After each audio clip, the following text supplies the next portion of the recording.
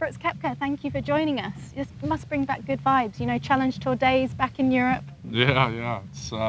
It's cool to kind of give a little throwback to those days. It was, you know, the most fun I had playing golf. I enjoyed it, so it's always fun coming over here. Now, you are one of the best, 5th actually on LIV with driving, not just length but accuracy. So that's what we're going to talk about today. Okay, all right. I've given news you all to me. the good news. Know, yeah. So we're going to start off. Where's Ricky? We need a driver. Yeah, that would help. Let's grab Yeah. the driver. We've got a glamorous assistant. Yeah, perfect. Right. So all great golf swings are built on great foundations. So can we start there? Can you just tell us, you know, what's your blueprint with setup?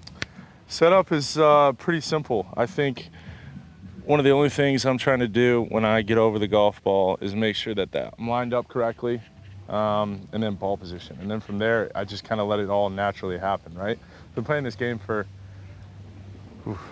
27, 8 years now. Like, so you've already built in that system. But to me, what I like to do is when I set up, if my target's at 250, let's just say. It is, well done. Oh, perfect, yeah, even better, right?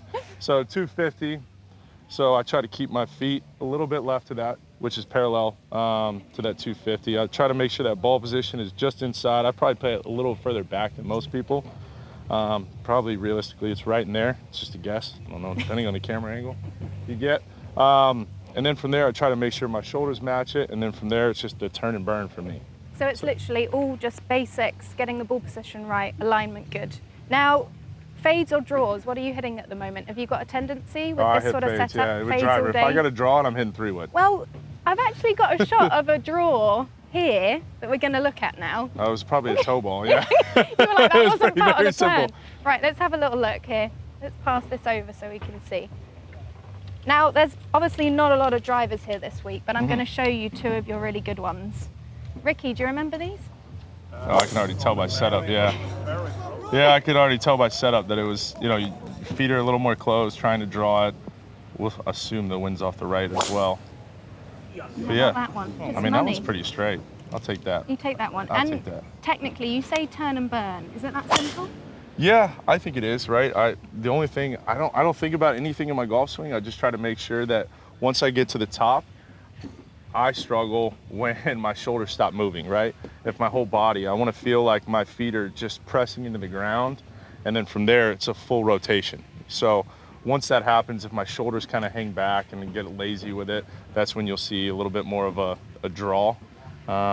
But from there, it's just, if I turn my shoulders and go, a nice little cut. So typically, if you see the draw ball flight, you know it's a little bit off? Yeah, I do, Yeah. I do. Okay. Unless you're absolutely trying to, which I'm sure in like those videos I was trying to hit a draw or something like that. Then I'll set up a little further right, but mostly it's not my cup of tea. And you say you set up a little bit more right. Why do you do that? You know, what does that do for everyone at home? Yeah, so basically you always try to, for that 250, I would try to keep my feet maybe 15 yards right of target and the club face basically right on that. And honestly, when I'm trying to hit a draw, I swing a little slower. Just keeps my shoulders locked down, that hair longer, because I'm not, the turn and burn's kind of more of the cut versus kind of staying in the position and then releasing the club. Let's see you hit a few. Oh, you This want to is draw what we or want to fade? see. Which one do you want? Let's go fade first. All Let's right, go with the okay, stock. this is a little easier. Okay, so you So obviously... setting up, ball position, maybe about a ball inside that left foot. Feet just slightly left of that 250, and then hopefully a good one. Just like that. Good And fade. are we talking, you know, that sort of fade, starting left, moving right, or push fades? What's your preference? Yeah, I mean, to me, probably setup, it's just probably more of a push fade. Yeah. I've got one shot we go to if it's a very, very tight, if I'm under pressure. If it's a tight fairway and I can fade it, I got, like, we call it the fairway finder. This is, Ricky literally just told me this. Yeah. Talk us through the fairway. Do you know what he said though? Do you want to know what he said? That I should hit it all the time? He said you should hit it, but it doesn't find the fairway. Yeah. I'm 5th, man, relax. He's 5th. Yeah, So talk us through the fairway finder. So the fairway finder is a little bit different. It's all basically set up for me. I know a lot of, you know, they teach now hit up on the ball with driver. That's not me. I hit down on it. I hit down on it probably 1 degree to 2 degrees. You do. I've looked at the data. Okay, all right. So that's a good thing that I'm swinging it the way I want to. So for this fairway finder, I actually play it a little further back in my stance. It's kind of maybe, I don't know, 6 inches off the inside of my heel. Yeah. I set up even more open than where I would be. If the 250, I'm kind of maybe set up over the 150. My face is relatively square, maybe at the 200, just a little left. And all I try to think of is just driving that ball down, and I really smack down on that thing. So it almost feels like you're playing an iron. You're really like descending and trying to get ball. TrackMan or whatever we got here, all the numbers, it doesn't look great, but if you watch the ball flight, it's just a very low penetrating flight that ends up running. It's perfect for links golf, so hopefully next week. Yeah, you get ready for True next week. Come on, let's see that one then. So let's see the fairway finder. Ricky, you can tell us if this counts as a 250. That is money. Have you teed that down slightly as well? Teed it down slightly. Yeah. Obviously that was a little straighter. Yeah. But I don't mind that, right? That's finding it's always going to find the fairway, right? Ricky, what do you think? I like that, yeah. Yeah? A few more of those would be nice. Yeah. And, you know, we'll get Ricky in. Come on, in you come. What do you need to know from Ricky to, you know, hit a fairway? What do you need to know? Do you need to, he's laughing. Do you need to know the line? Well, like the information off the tee? Yeah. Basically, I just get up there. I mean, there's not really much conversation because at the end of the day, I think mainly the conversation is the wind. I want to know where the wind's at. Is it, you know, is the fade going to kind of hold up against the wind, or is it off the left? And I might have to hit that fairway finder a little low.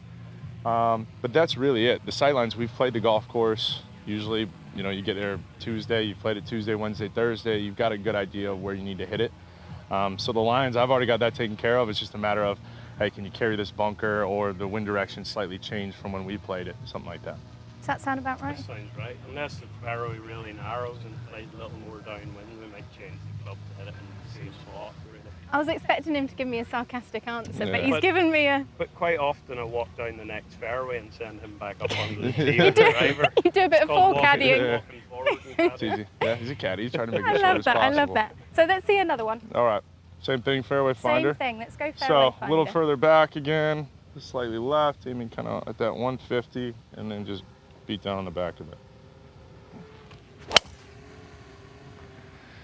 And the whole goal is, even if that stays straight, kind of like that did, it's never going to hurt me. Yeah. You know, it's probably starting down the left edge of that fairway, and if it bleeds back in, it's right down the middle, and if not, it's not in trouble. And let's talk about strategy quickly. Like, Valderrama is obviously very tight. It's like a bowling alley. True next week, a little bit more room. You know, when you go out there, how do you know when you're going to play driver and you're just going to send one, or you're going to maybe hit your 2-3 iron? Yeah, here it's a lot of just depending on where the wind direction is, where the pin is, because you could hit the fairway here and be blocked out. So, and it can bottleneck here. There's slight little turns in the fairway, so you're just trying to figure out, hey, what's the max distance I can hit it to, and what's the shortest I can hit it, and then from there, just figuring out pin position. You almost, to me, I play the hole backwards to make it very easy. Has he got that from you? Yeah, if you honestly, I think the best thing you could do is, like amateurs, when you get on the hole, if you're playing a tournament or you're going to see something, you go stand on the green, stand on the middle of the green, look back down the fairway, and it'll be very clear where you need to hit the ball. And then from there, it's okay, all I have to do is get the tee shot to that point. Perfect. And that's where you just try to simplify it a little bit more. Like a game of chess. Yeah, exactly. Now, final question, data. You know, when you're away from tournaments, how much do you look at your numbers on tech?